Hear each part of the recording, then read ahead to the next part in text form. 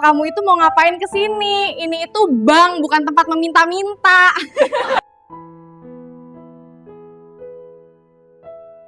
Direndahkan dan diejek saat ingin ambil uang. Wanita gembel ini malah menarik 100 miliar. Semua orang terdiam. Assalamualaikum warahmatullahi wabarakatuh. Selamat datang di channel Mari Bercerita. Tempat di mana Anda bisa menemukan kisah-kisah penuh makna dan inspirasi datang. Di mana setiap kisah adalah perjalanan emosi, harapan, dan impian yang akan menggerakkan hati. Sebelum lanjut ke kisahnya, jangan lupa like, komen, dan subscribe channel Mari Bercerita agar tidak ketinggalan kisah-kisah penuh makna, inspirasi, dan pelajaran hidup yang menyentuh hati. Aktifkan juga lonceng notifikasinya ya. Mari kita lanjut ke kisahnya. Nama saya Aruna, tapi tidak ada yang tahu siapa saya sebenarnya. Bagi sebagian orang, saya hanyalah Ibu Aruna, janda yang hidup sederhana di kontrakan kecil. Bagi yang lain, saya hanyalah wanita dengan daster lusuh, sandal jepit usang, dan gendongan kain kusam yang selalu memeluk erat bayi mungil saya. Hari itu, penampilan itulah yang saya kenakan saat memasuki Bank Prime Capital, sebuah gedung megah dari kaca dan marmer yang menjulang tinggi di pusat kota. Suara dentingan lonceng kecil yang berbunyi lembut saat pintu kaca terbuka seolah menjadi pengiring bagi tatapan-tatapan aneh yang langsung tertuju pada saya. Udara sejuk dari pendingin ruangan seketika menyambut, kontras dengan teriknya matahari di luar. Wangi parfum mahal berbaur dengan aroma kopi dari kafe sudut ruangan. Semua orang di dalam bank tampak sibuk, namun gerakan mereka berhenti sejenak saat melihat saya. Saya bisa merasakan bisikan-bisikan yang tak terdengar namun menusuk. Seorang wanita dengan tas bermerek, menutupi hidungnya dengan jijik. Seorang pria berjas mahal, melirik sinis dari balik koran bisnisnya. Dan satpam di sudut, namanya Jaka, terlihat ragu-ragu, matanya mengikuti setiap langkah saya. Apakah saya salah tempat? Hati kecil saya bertanya. Namun, saya segera menepisnya. Saya datang ke sini bukan untuk dinilai. Saya datang untuk suatu hal yang jauh lebih penting. Di tangan saya, tergenggam sebuah buku tabungan lusuh yang sudah menguning. Buku itu adalah satu-satunya benda berharga yang saya miliki. Itu dan KTP saya yang warnanya sudah memudar.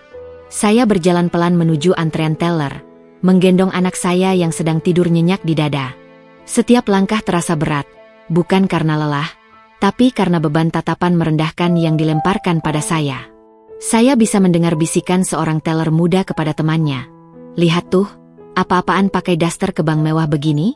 Paling cuma numpang minta-minta. Hati saya mencelos. Kata-kata itu lebih tajam daripada silet. Saat giliran saya tiba, saya berhadapan dengan seorang teller muda bernama Bu Desi.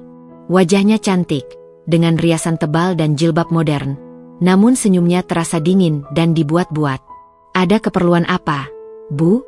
Tanyanya dengan nada ketus. Saya mau tarik uang, jawab saya pelan. Berapa?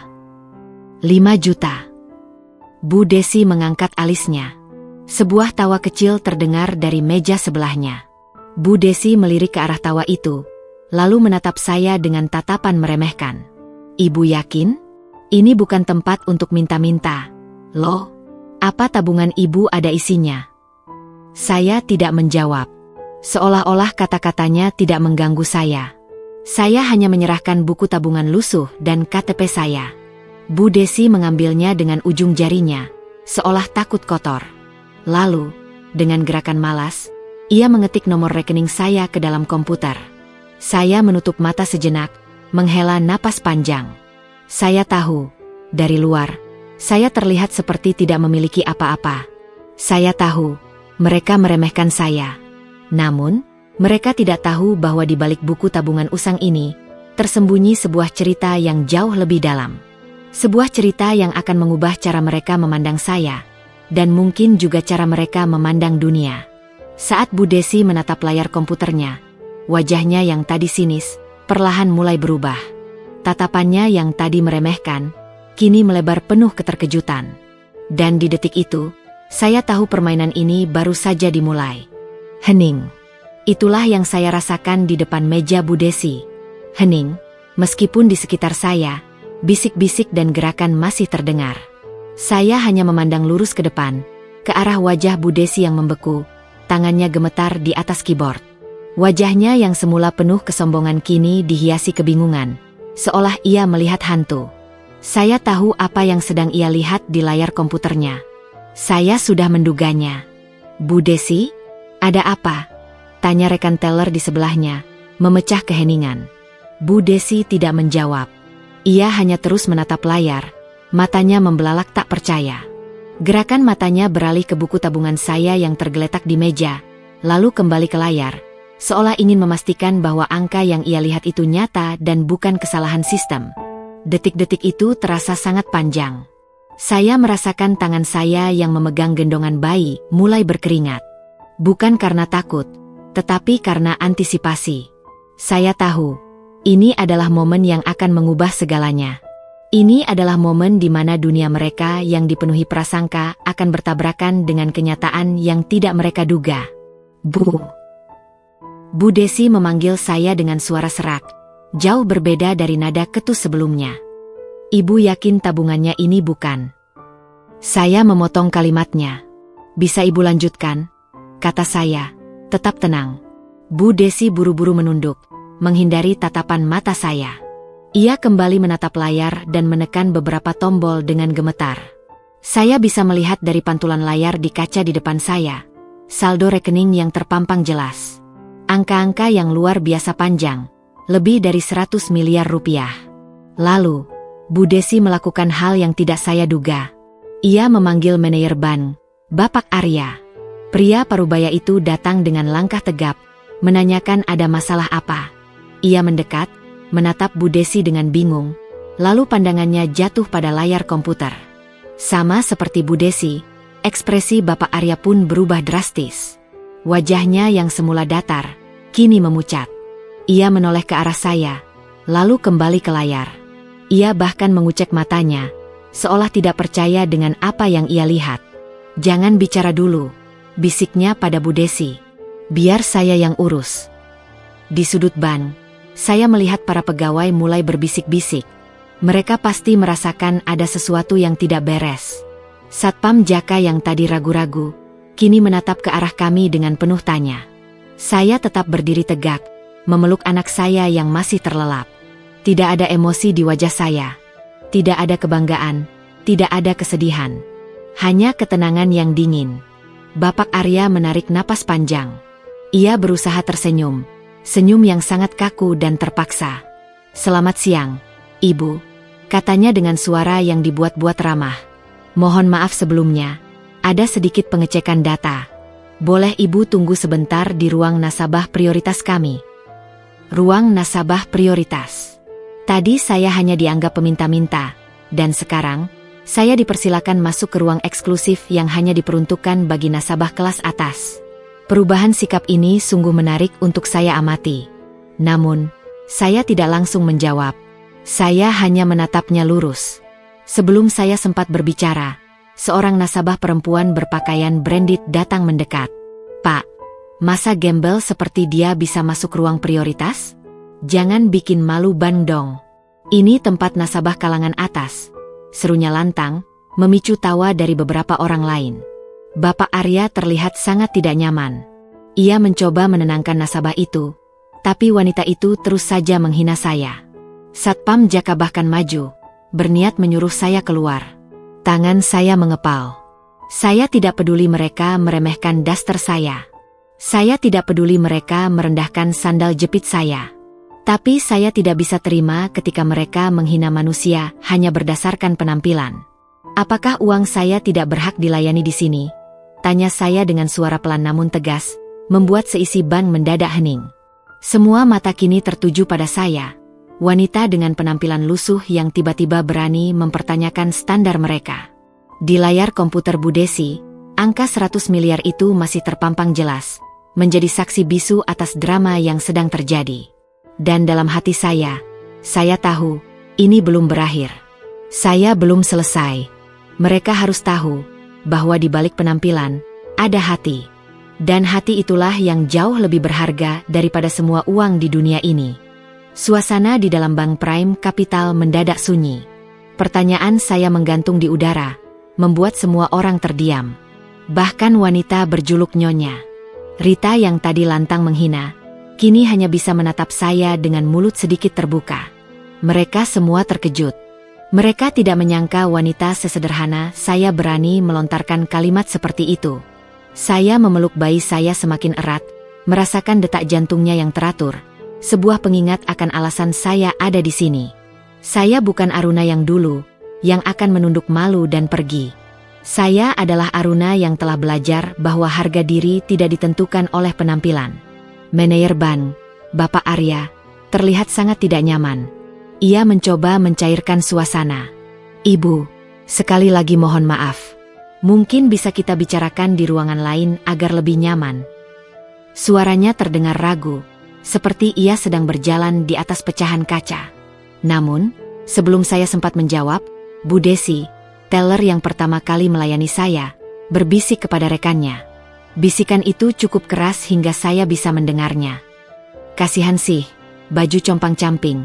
Pasti cuma numpang pamer saldo pinjaman kali. Habis itu enggak akan bisa tarik. Kata-kata itu bagai tusukan dingin yang tepat mengenai hati. Itu bukan lagi sekadar prasangka, tapi tuduhan tak berdasar. Tangan saya yang memegang buku tabungan mengepal.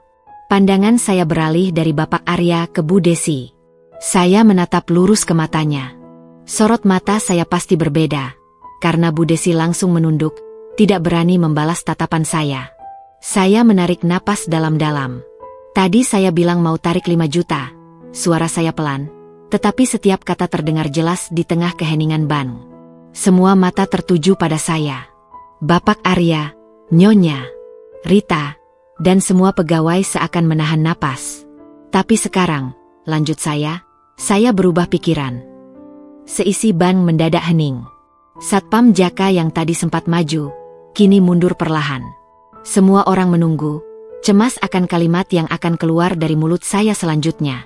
Sekarang, kata saya, dengan suara yang lebih tegas, saya ingin tarik semua tabungan saya. Seketika, bom waktu yang tersembunyi di bawah ketenangan itu meledak. Saya ingin uang saya dibawa ke sini hari ini, tambah saya, memperjelas tuntutan. Wajah Bapak Arya memucat. Para teller hampir terjatuh dari kursi mereka. Angka 100 miliar di layar komputer seolah menjadi monster yang baru saja saya bangkitkan. Mereka tidak lagi melihat saya sebagai wanita miskin yang bisa diremehkan. Mereka melihat saya sebagai nasabah dengan kekuatan yang tak terduga, yang mampu menggoncang stabilitas operasional bank. Dalam sekejap, kekacauan dimulai. Bapak Arya buru-buru memberi isyarat kepada Bu Desi untuk menghubungi kantor pusat. Hubungi pusat segera. Dan siapkan pengawalan, perintahnya dengan suara panik. Bu Desi, yang tadi sombong, kini gemetar saat mengetik pesan di komputernya. Bisik-bisik para nasabah berubah menjadi seruan kaget. Ya ampun, beneran duitnya segitu banyak? Kata seorang ibu. Dia minta tarik semua.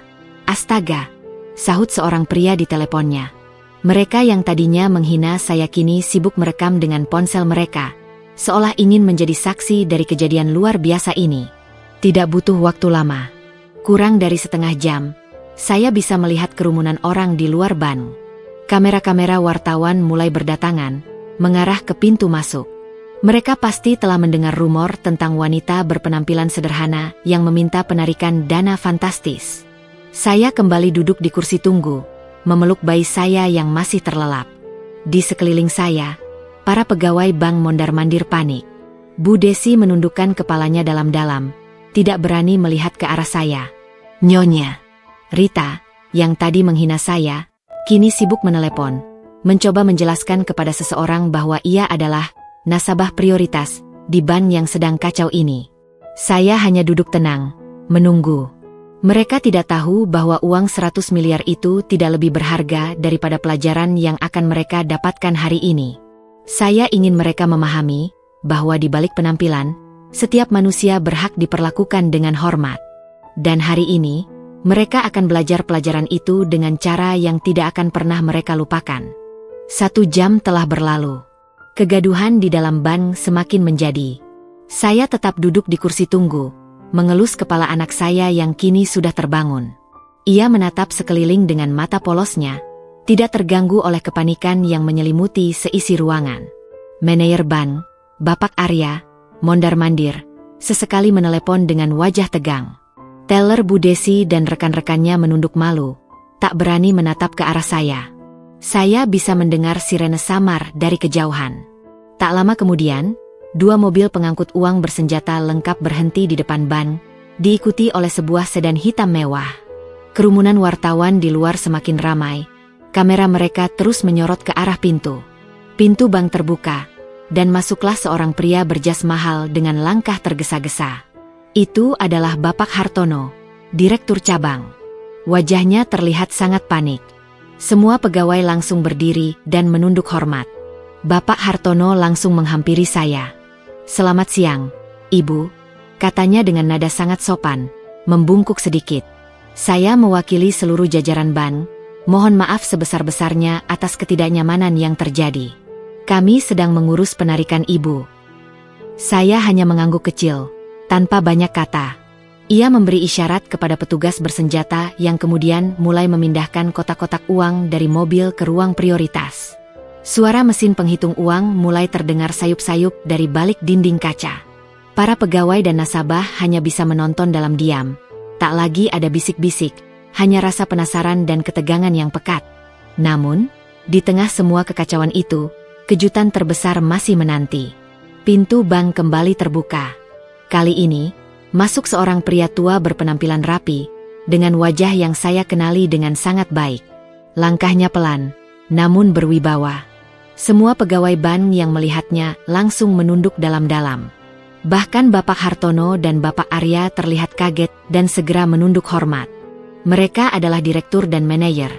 Tapi pria tua ini jelas memiliki otoritas yang jauh lebih tinggi. Dialah kakek Pranata, salah satu pemilik saham utama bank. Saya bangkit dari duduk. Tatapan kakek Pranata lurus tertuju pada saya. Sebuah senyum hangat mengembang di wajahnya.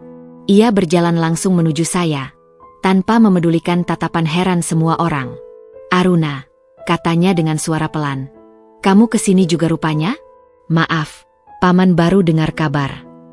Seisi bank seakan membeku. Semua mata membelalak tak percaya. Wanita berpenampilan gembel yang mereka hina, ternyata mengenal dekat dan memanggil Paman pada pemilik bank itu sendiri. Saya menunduk hormat. "Maaf Paman, saya hanya ingin mengurus tabungan. Kebetulan tadi ada sedikit kesalahpahaman." Kakek Pranata mengangguk, lalu menatap tajam ke arah seluruh pegawai yang berdiri kaku. Wajahnya mengeras, suaranya pelan tapi tegas. "Harusnya kalian tahu siapa yang kalian hadapi. Dia bukan cuma nasabah prioritas. Dia adalah keluarga saya." Kalimat itu bagai petir yang menyambar. Wajah Bapak Hartono dan Bapak Arya memucat pasi. Para teller gemetar. Nyonya Rita, yang tadi menghina saya, kini menutup mulutnya, malu luar biasa. Satpam Jaka yang tadinya hendak mengusir saya, kini mematung tak berkutik. Tawa kecil dari wartawan di luar terdengar. Mereka sudah mencium adanya berita besar. "Pemirsa, kami melaporkan, wanita sederhana yang mengejutkan bank ini ternyata adalah keluarga dari pemilik saham bank," seru salah satu reporter. Kakek Pranata duduk di samping saya. "Kamu tidak perlu datang sendiri begini, Aruna. Seharusnya bilang saja ke Paman," katanya dengan nada penuh kasih. Saya menatapnya, lalu kembali memandang semua wajah di ruangan itu yang kini dipenuhi rasa malu dan penyesalan. "Saya tidak ingin merepotkan, Paman," jawab saya. "Saya hanya ingin tahu, seperti apa pelayanan di sini jika saya datang tanpa dikenali." Jawaban saya membuat semua orang semakin tertunduk. Kini, mereka tidak hanya merasa malu karena meremehkan saya. Mereka juga menyadari bahwa mereka telah gagal dalam ujian yang paling penting, menguji integritas dan hati nurani mereka sendiri. Suasana di dalam bank kini sepenuhnya berubah. Tidak ada lagi bisik-bisik, tidak ada lagi tawa merendahkan. Yang ada hanyalah keheningan penuh rasa malu dan penyesalan. Semua mata tertuju pada saya dan kakek Pranata, yang duduk di samping saya. Di balik kaca ruangan prioritas, saya bisa melihat tumpukan uang yang sudah siap diproses. Namun entah kenapa, saya merasa uang itu tidak lagi penting. Yang penting adalah apa yang terjadi di hati mereka. Seorang nasabah pria Parubaya yang sejak tadi mengamati memberanikan diri. "Maaf ibu," katanya, suaranya terdengar lembut. "Kalau boleh tahu, bagaimana bisa seorang seperti ibu punya uang sebesar itu?" Pertanyaan itu membuat semua orang menahan napas, menanti jawaban saya. "Dulu, saya tidak seperti ini," jawab saya, suara saya pelan, tapi jelas. "Saya adalah istri dari pengusaha besar. Suami saya adalah anak dari Paman Pranata." Saya menoleh ke arahnya, dan ia mengangguk pelan. "Namun, sejak suami saya wafat, semua warisan saya simpan di sini. Saya memilih hidup sederhana. Karena dunia ini tidak abadi.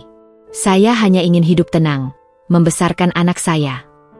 Kalimat itu bagai air yang menetes di atas hati mereka. Mereka yang tadinya penuh prasangka, kini menatap saya dengan tatapan penuh simpati. Beberapa pegawai menundukkan kepala, ada yang terlihat meneteskan air mata. Mereka baru sadar bahwa wanita yang mereka hina adalah seorang janda mulia yang memilih jalan kesederhanaan, meskipun memiliki kekayaan yang tak terhingga. Terdengar suara isakan. Bu Desi, si teller yang paling vokal, kini terlihat menangis terisak-isak. Ia maju dengan langkah ragu. "Ibu, saya sungguh minta maaf. Saya sangat menyesal." Suaranya bergetar. Pegawai lain juga ikut meminta maaf. Bapak Arya, manajer bank, berdiri di depan saya dengan tubuh kaku, menundukkan kepalanya dalam-dalam. "Ibu, kami semua sangat menyesal atas perlakuan tidak pantas ini. Terima kasih sudah memberi kami pelajaran berharga hari ini." Saya mengelus kepala anak saya. "Terima kasih," kata saya singkat. Semua orang menunggu, cemas. Mereka mengira saya akan meminta pertanggungjawaban atau bahkan memecat mereka. Proses penarikan uang yang telah disiapkan telah selesai. Bapak Arya kembali menghampiri saya. "Ibu, semua uang yang ibu minta sudah kami siapkan. Kami siap mengantar kapan saja." Saat itulah, saya mengambil keputusan yang akan membuat mereka semua tercengang. "Saya tidak akan tarik uang itu," kata saya. Seisi bank melongo, tidak percaya dengan apa yang mereka dengar. Wajah Bapak Arya dipenuhi kebingungan. "Maaf, Ibu, maksudnya." Saya tersenyum tipis. "Saya hanya ingin menguji. Saya ingin tahu bagaimana kalian memperlakukan orang yang kalian anggap rendah. Saya ingin tahu apakah manusia di tempat ini masih punya hati." Jawaban itu menusuk jauh ke dalam sanubari mereka.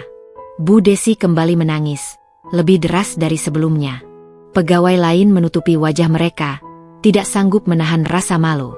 Kakek Pranata di samping saya mengangguk pelan, seolah bangga. "Itulah kenapa Paman selalu menghormati kamu, Aruna," bisiknya. "Saya akan tetap biarkan uang saya di sini," lanjut saya, menatap satu persatu wajah yang menunduk. "Namun, mulai hari ini, saya harap tidak ada lagi perlakuan buruk kepada siapapun yang datang ke sini. Siapapun dia, bagaimanapun penampilannya. Karena kalian tidak pernah tahu siapa yang sedang kalian hadapi." Di luar, para wartawan mulai menyiarkan kisah ini. Kisah seorang wanita sederhana yang mengajarkan pelajaran besar. Di dalam, saya bisa melihat hati mereka luluh. Air mata penyesalan adalah jawaban yang paling tulus. Dan hari itu, saya tidak hanya menyelamatkan uang saya, tapi juga menyelamatkan hati mereka. Setelah saya mengumumkan keputusan saya untuk tidak menarik uang itu, suasana bank yang tadinya tegang kini berubah menjadi haru. Tidak ada lagi yang menatap saya dengan rasa jijik atau merendahkan. Sebaliknya, saya bisa melihat kekaguman, rasa malu, dan penyesalan yang tulus di mata mereka. Bu Desi masih terisak-isak, sementara Bapak Arya dan Bapak Hartono menunduk dalam-dalam.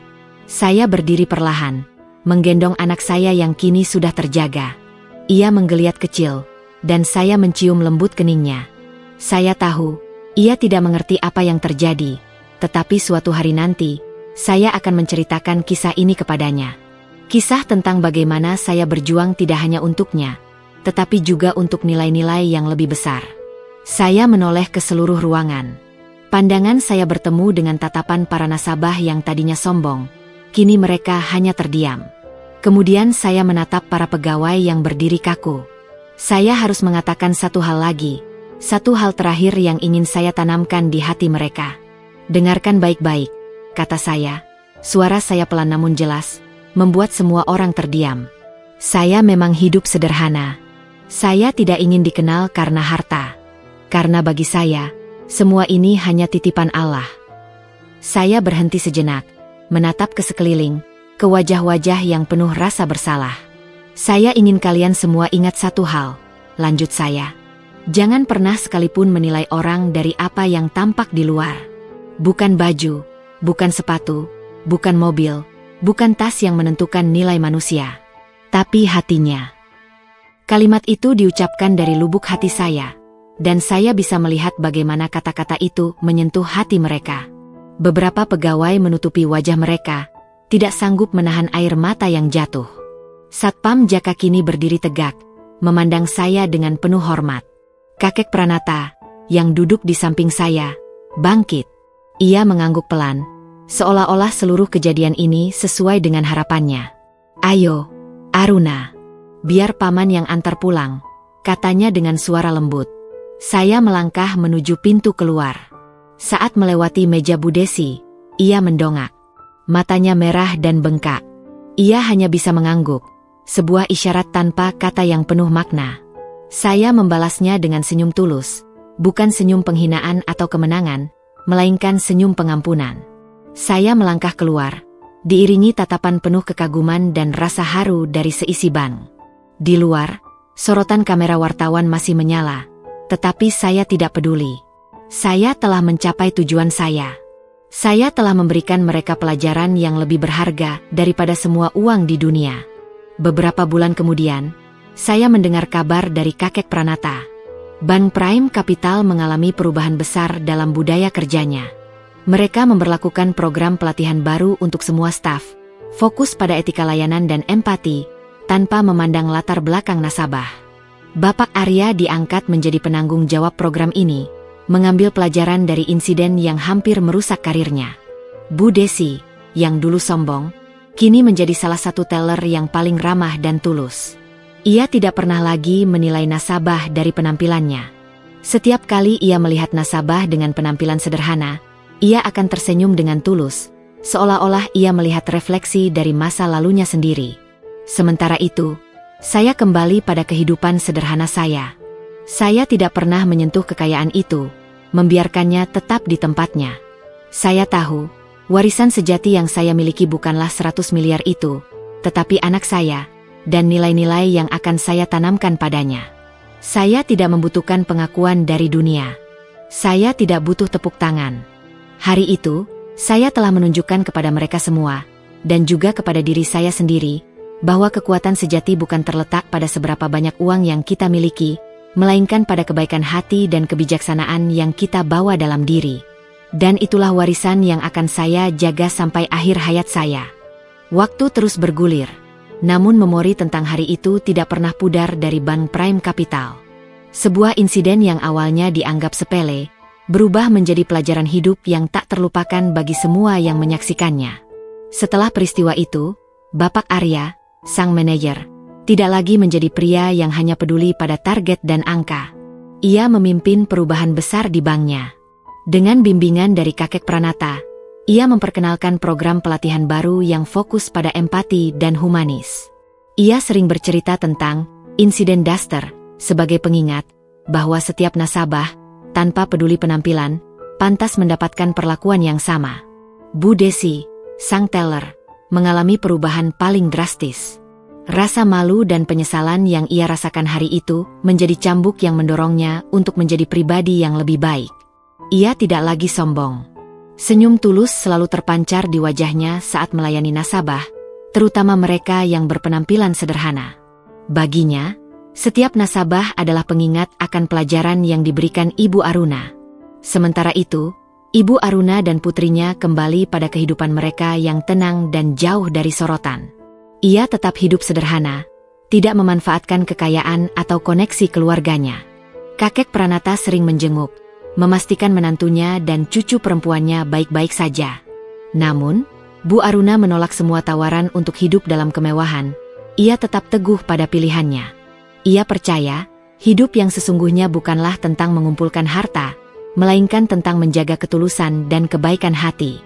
Kisah Wanita Daster ini menjadi legenda di dunia perbankan. Sebuah dongeng modern yang mengajarkan bahwa kekayaan sejati tidak terukur dari tumpukan uang di rekening bank, melainkan dari kedalaman hati dan kebesaran jiwa.